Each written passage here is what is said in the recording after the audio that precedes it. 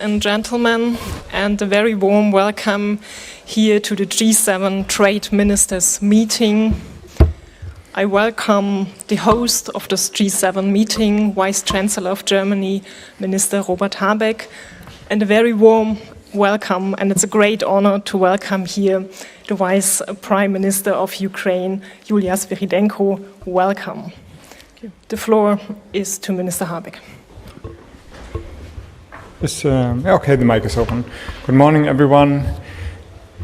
We started our meeting, our G7 meeting yesterday evening with a long and intense discussion with my dear colleague, Vice Prime Minister of Ukraine, Yulia Sviridenko, and all the other G7 ministers. And let me start, dear Julia, with a personal and political remark.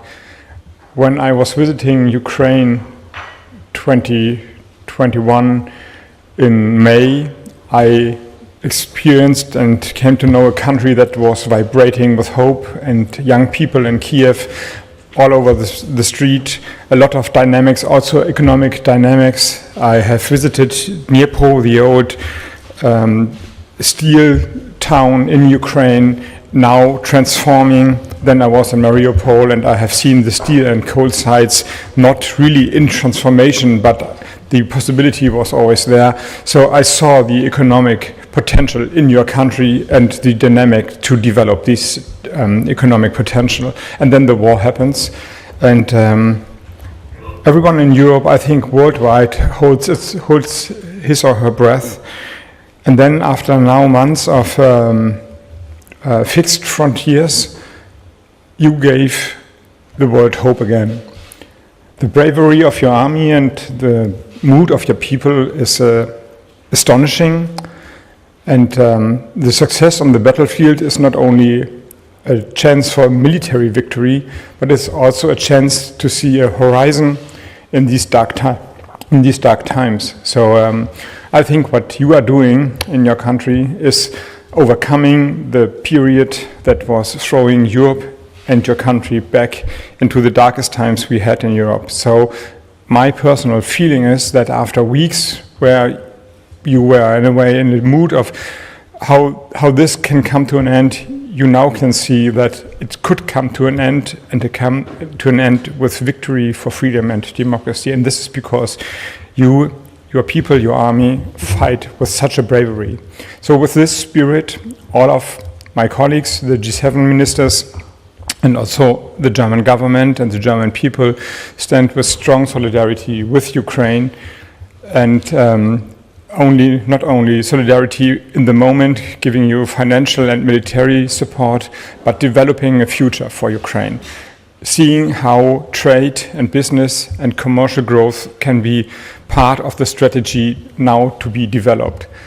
And this is what the meeting was yesterday circling about, finding concrete measures, how we as G7 ministers can find ways to support Ukraine, not only in the concrete moment, the time being, but also for the jobs and for the chances that had to be taken after the war. And I would like to mention 3 concrete points that we discussed yesterday. The first one is that the liberalization of trades and goods, this had been done. The Ukraine had no taxation barriers to Europe, and Europe can import to Ukraine without any restrictions, so they are part of the single market in a way. But this was restricted for, I think, a year.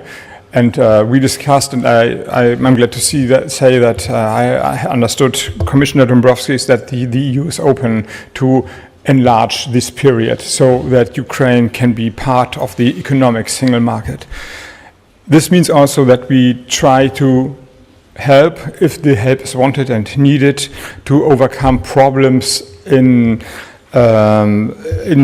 governmental structures in your country, if they are still there. But you explained to us that you make great progress also in fighting corruption in Ukraine. This is very important for the companies of Europe and the world to invest in your country. The second one is that we want to create a financial mechanism that is not really there. I mean, there is, of course, financial support, but for the reconstruction of Ukraine, a lot of money is needed, more money than public money can bring on alone. So therefore, we need an instrument, a fund, in a way that creates a strong and stable opportunity for companies to invest. For Germany, I can say we have the investment guarantees. So if German companies go to Ukraine, invest and lose their money, their investment, then we have a guarantee that this is not in vain. But in other countries, I think all the G7 countries have the same. But this is not what I'm talking about. It's about creating a big global-wide fund with a lot of money to be raised from private investors, banks, hedge funds, whatsoever, to really build up Ukraine and bring on the big amount of money that is to be needed. And the third one is that we all in the G7 world, we have our own commerce chambers. We are trying to do our job with a national perspective.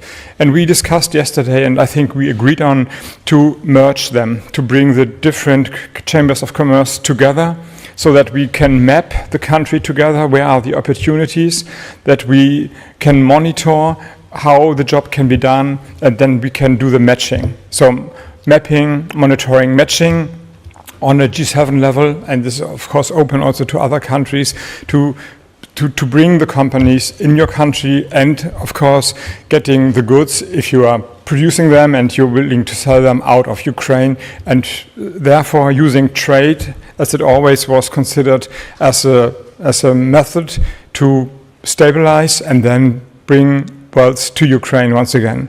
And I think we will work today on and ongoing after this meeting on these three measures. Maybe another one or others come to our mind, but often we sit together around the table as politicians and we talk, and even 30 minutes feel like hours, and you would just only wish you never been there in the meeting. Yesterday it was the complete difference. The protocol came in several times and said, okay, you have to stop now, but we were so engaged in the discussion, it was so open, it was so focused on finding concrete solutions, and also it was in a mood of friendship, not political friendship only, but personal friendship. And therefore, Julia, it's a great honor that you are here, that you joined us, and I hope you can take some strength out of the meeting back to your country. And best regards to the President and to your colleagues, and all the solidarity for the people, for Ukraine. Thank you.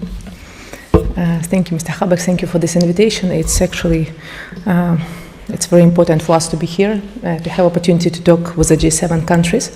And in Ukraine, we're fighting on two fronts, military front and economic front. And it's, all our victories on military fronts encourage us to search for different solutions, how to make our economy run. You're absolutely right. Last year, when you was in Kyiv and Ukraine showed great results, it was record GDP. $2 billion, and it was $6 billion of foreign direct investment, and it seems for us that this year might be not the worst, and we predict for ourselves that it's going to be growth on the level of 4%. But the full-scale invasion war fully destroyed our plans, and now we're focused on the searching of proper tools and instruments how to make our economy run. And I'm very grateful for the discussion, concrete discussion that we had yesterday, and for that measures that might be provided by the G7 countries. And you're absolutely right. The first, it's prolonging of the agreements on trade that suspend all quotas and tariffs for Ukrainian goods that was made for 1 year. It seems that there is a political willing to prolong it for a longer period. For us, it's a good sign for our companies to encourage them to enter the EU market. Second thing that we discussed with you, that yes, Ukraine right now starting the reconstruction, as it's a big challenge for us like a government to find a way how to return our muscles and brains, our people back to Ukraine. And to do this, we need to provide them with the proper life conditions, with the workplaces, and of course we need construction companies. We need foreign partners to be engaged, fully engaged in reconstruction process. And the big question that they're rising, and we discussed with you yesterday, it's finding the proper way how to secure their investment in Ukraine, how to secure their activity in Ukraine, how to decrease the country risk they might face in Ukraine. And I think that we will continue to work with our G7 partners to work on the concrete mechanism, how to make it. Maybe it's going to be trust fund, maybe it's going to be fund that you offered like private money, it might go there. But anyway, we will continue work on the insurance from military risk, as it's very essential for companies to encourage them to come to Ukrainian markets.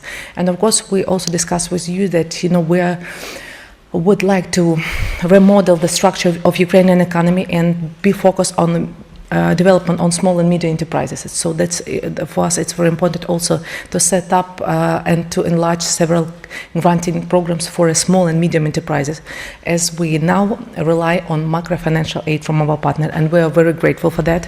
For this last 6 months, we received around $19 billion. So it gave us the opportunity to keep macroeconomic stability relatively, but anyway, it's stability. And it's very important simultaneously, in parallel, to have opportunity for our business to keep running. And that's why I think that this program, granting programs that we discussed, for example, with our partner from Canada, it might work and help us to enlarge the quantity of small and medium enterprises that can be the core of Ukrainian economy.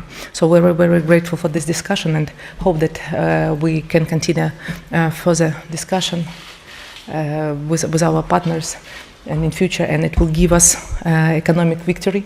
And our army showed us let's say like miracle sometimes, and I hope that Ukrainian economy as well during the rebuilding and reconstruction can also be named like economic miracle, but with the help of our international partners. Thank you. So we have time for 2 questions. The first question, Christian Kremer, Thomson Reuters. Second question, Anne Delfs, Bloomberg, and then we have to stop here since we are running out of time. Good morning. I have a question for Mr. Habeck. We talked about the tax reliefs in the US for electric vehicles this week, and we now have a report that Tesla is changing their battery strategy in Germany and probably suspending investments in Germany in the field of batteries. My question to you, Mr. Habeck, is do you have any indication that Tesla is suspending investments in Germany, or any, like broader speaking, any plans here in Germany? No, I don't have. As I discussed with Julia yesterday evening, matters of Ukraine and help for Ukraine. So I haven't really looked into that.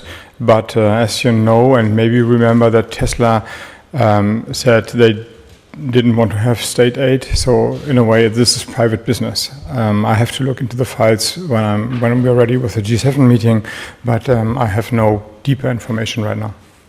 And second and last question, Anna Delfs, Bloomberg. Yes, good morning. I have a question first to the Ukrainian minister.